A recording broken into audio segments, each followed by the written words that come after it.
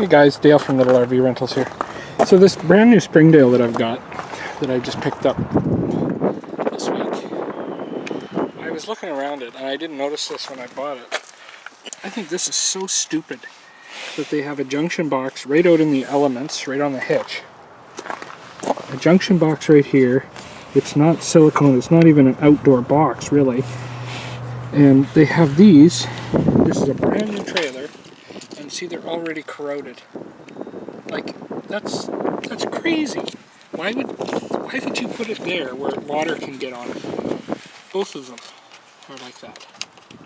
And you got a fuse link here, which is protected, but water can get into here and into here. It's just, it's nuts. Like, why wouldn't they put this and these underneath the frame so it's at least covered under here? So I'm gonna have to build a plate. I'm gonna build a plate or something to go over here that will cover, that will just go over and then deflect the water off, is my plan. But if anybody else has an idea, please let me know in the comments. But I think what I'm gonna do is just take a piece of cardboard, put it over here, cut it out what I need, and then go to a welding shop or something, have them make me up a plate, or maybe cut one myself, and then just screw it into here. Paint it black. It'll be just beveled on the one side so the water runs off, and then paint it black.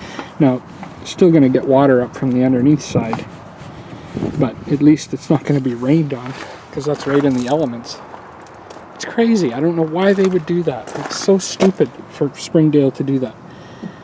So, I'm not liking that, but I'm going to try and figure out something. So, please let me know in the comments section what you think would be a good idea to waterproof that. That can't be a waterproof box.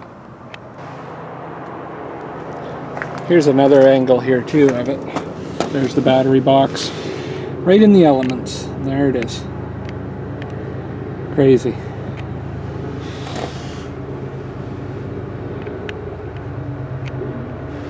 Those are obviously fuse breakers on there that are attached to the frame.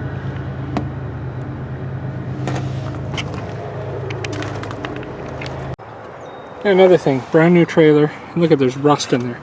This is the exhaust port for the heater. There's already rust in there accumulating. It's crazy. Boy, things are sure made cheap nowadays.